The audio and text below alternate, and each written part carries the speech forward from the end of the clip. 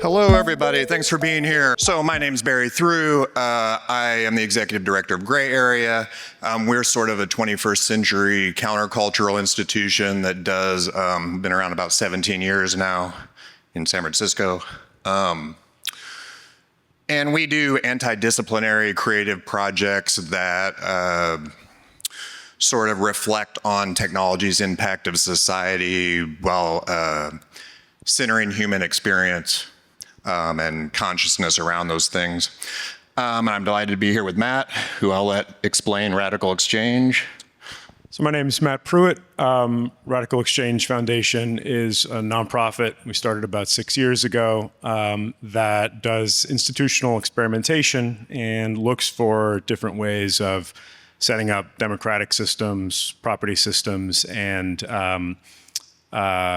ways of managing information. And I have a background in antitrust law, so the kind of theme of my whole career has been thinking about power concentration and what to do about it and how it interacts with society. So that's what brings us here.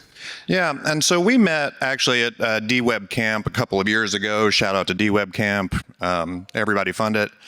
And both of our organizations are very interested in taking arts and culture as fascinating use cases for talking about new economic systems and how to sort of socialize some of these technologies with a number of prototypes. And as we talked, particularly in this current moment where all the public funding for everything that makes it worth living in a society is being cut, it makes it even more important to sort of really understand how these mechanisms that we're designing are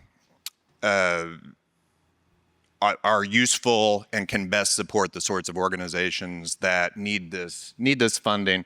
And we're really talking, it's funding as a part of it, but we're really in a more a deeper way talking about where knowledge production comes from and how it's supported. And that starts with, where does innovation and knowledge production come from? It's often framed as sort of it's the sort of great American story, right? This competition results in different sorts of cultural information production. And what we're here to ask today is that actually true? By looking at some of these fundamental paradigms for how this funding occurs and suggesting some prototype projects that we're all working on that sort of show some alternative ways of overcoming the, I would call the differences in those paradigms. Yeah, and I think what we want to suggest is that the story about what brings knowledge and information commons into the world is just complicated. It's a little bit more complicated than the usual narrative that we have in our minds. And I think an important way into this is to kind of go back to basics, go back to sort of early days of information economics. And recall some of the ideas that have shaped how many of us think about this. So the gentleman on the right is the economist Ken Arrow. He put forth a very interesting idea in 1962, which is basically that in order to incentivize information production, you have to put barriers on information.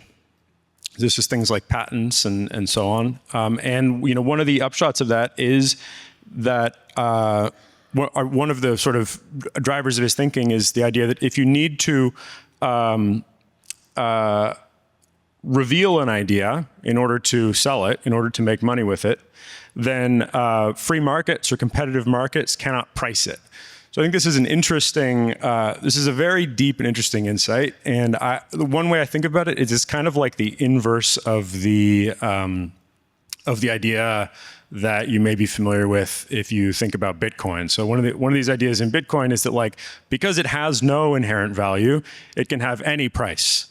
And the thing about information is like the opposite of that, because it can have any value. It can have enormous value for all of society. It can be infinitely copied and have enormous values for society.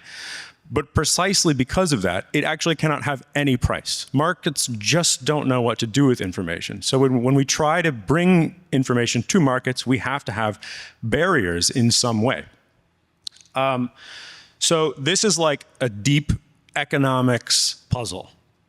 All right. Now, another important idea is comes from John Kenneth Galbraith on the right, who suggested that basically perfectly competitive markets don't result in innovation. Instead, his idea of innovation was information comes from the sort of successive reorganization of monopoly-like forces in society. So the canonical example of this is that the industrial companies come up, achieve a sort of monopoly, and then a sort of countervailing force organizes on the other side, which is labor, or another sort of version of a countervailing force could be government regulation and this kind of a thing. And Galbraith's idea was that this is integral to understanding where information comes from, this sort of successive reorganizations of power. So this suggests a problem in sort of culture and governance. All right, so you can get the clicker. So I think that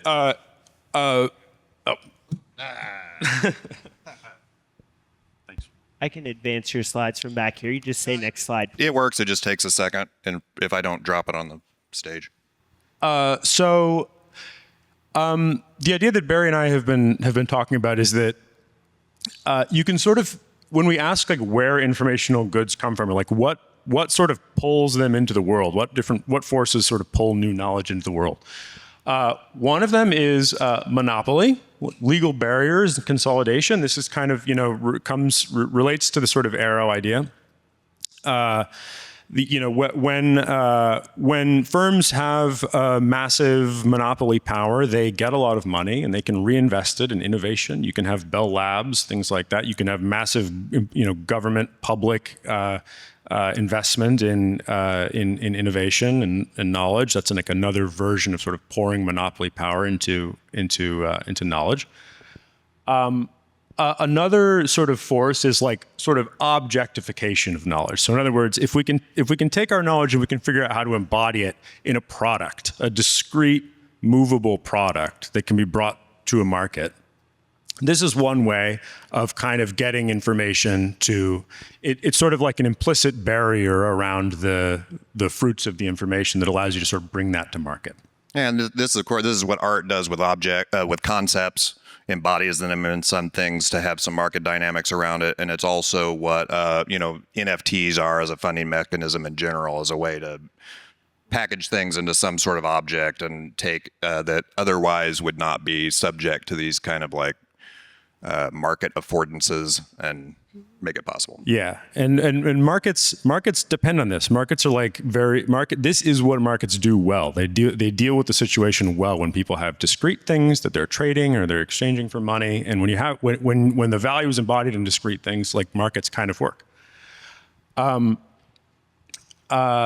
And the other sort of way of bringing knowledge into the world is through like ethos. So the idea of the sort of open culture, right? Which we all know and love. Like, it turns out that if people sort of get this and understand that the information that they produce and the knowledge they create can have massive good for the world, people give it away. People are actually intrinsically motivated to contribute to the knowledge commons, and this has been a very important force in pulling more knowledge and information into the world. But there are very interesting and sort of like almost like unstable interactions between these different forces. So, one way of thinking about this is this. It's like, suppose that we're motivated by the open ethos. We're contributing knowledge to the world in an open source way or something like that. So right now we're not participating in a market. We're creating lots of good for the world. but we might not be getting any money or any funding back for ourselves, right? So people in this situation have, become incentivized to try to move to one of the other sort of phases, one of the other sort of modes. So if you're producing open knowledge, then you start thinking, well, can I embody this in something? Can I is there some way that I can take what I'm doing and like bring it to a market so that I can get some funding, right? So there's this sort of idea of objectification, and then you get into more of a market situation. But then in a perfectly competitive market situation, now nobody's making any money anymore. Now the surplus is gone, right? And people want to get out of that situation too. So when people get into a perfect market situation, people start thinking, how can I build my moat? How can I defend my position in my market? How can I make this look more like a monopoly? Then you get into more monopoly type situations. And then when you get into monopoly type situations, then the rest of society becomes incentivized to form counter monopolies. So the idea is that we want to sort of put out there is that there's this sort of flux between these things. We're always sort of moving between these different modes. And when we think about the different like ideologies that are out there in the world that we all travel in, there's this sort of I don't know, crypto associated sort of like ideas that are associated with markets and biology and things like that, which are sort of inspired by the idea that we can go a long way with objectification. We can go a long way with forming cryptographic barriers and sort of objectifying the fruits of our knowledge and bringing them to markets. And if we do this enough, we can even, prevent ourselves from falling into the monopoly situation. We can have counterforce to states and things like that. There are also, plenty of forces out there, which we're all familiar with, which are trying to use the monopoly thing, which are trying to, strengthen state power to deal with some of the big problems that we find ourselves in. RadicalxChange has always been really interested in coming up with new hybrids, or sort of like moving between these different modes and blending these different modes of bringing information into the world in new ways. Sure. And us as well. I mean, the other point I would make on sort of the dynamics between this now that's, of course, on everyone's mind is like what's going on with AI, how it one way to protect some of these economics are things like patents. Another way could be modeling a bunch of information and controlling access to it. And there's some value add there. So this is not a sort of good or bad situation, but it is one mechanism to kind of use these dynamics from commons to some sort of monopoly access to information is to like embody this stuff in a controlled model. And so the blend between these things, we both with other partners have been working on a series of sort of prototype projects to address this in a number of ways that we'll just go over very briefly in our time left. And if anyone wants to talk more about them, we can after the show. The first is this sort of data trust or data agent model. Start with that. Yeah. So, and just to follow, one more point to follow from the last slide is I think it's really helpful to think of these different things, not so much as like teams that people are on, but as just different, phases that society keeps passing through. So, if you have a monopoly for too long, you're going to get a problem. If you have sort of a dominant market kind of situation for too long, you're going to get a problem. And people are going to start thinking about how to move society forward into a new modality. So the idea of data bargaining is something that I have been working on for years and years and years. We're doing a pilot right now with OpenMind, which is a open source software company that builds federated learning tools. And what we're doing is we're thinking about how to build tools and systems that would enable things like trade associations to build federated learning networks between their members, for example. and enable them to sort of serve as a single bargaining agent for the value of that of their information in the market. So, for example, you could imagine a network of local news organizations around the country. They would support themselves better if, instead of making individual deals with AI tool builders, they were able to consolidate the value of everything they produce and negotiate through a single agent for the value of the information production that's going on in local news networks, the value that might have to the AI marketplace. And for us, we're dealing with this a little bit through data trusts. There's a Filecoin Foundation for the Decentralized Web project that we're running called Transfer Data Trust that deals, artists can be sort of self-sovereign owners of their work and identity and create collectives. And I think that this forming of collectives in the system is one way to sort of do the balance between this sort of monopolistic and market and open source dynamics. Another way is infrastructure for these sovereign identity layers. Briefly, for cultural organizations that have to reach an audience, this fragmenting of social media into different sorts of federated systems has created kind of a problem and organizational load of trying to react to how to reach audiences. One way, a missing infrastructural layer for that is something like an identity layer or a single sign-on layer, where we'll wrap up very quickly, where organizations can create sort of loose affiliations. I mean, this draws off some of the old web ring concepts from the early web, if you know that. But instead of a single organization having to enter into sort of monopoly dynamics, if you have affiliations of organizations that have this infrastructure layer, they can address that a little more.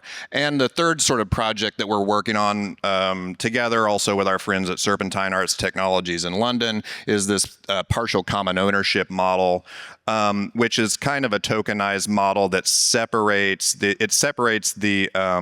tradable sort of art market dynamics portion from a collective stewardship portion, along with a tax that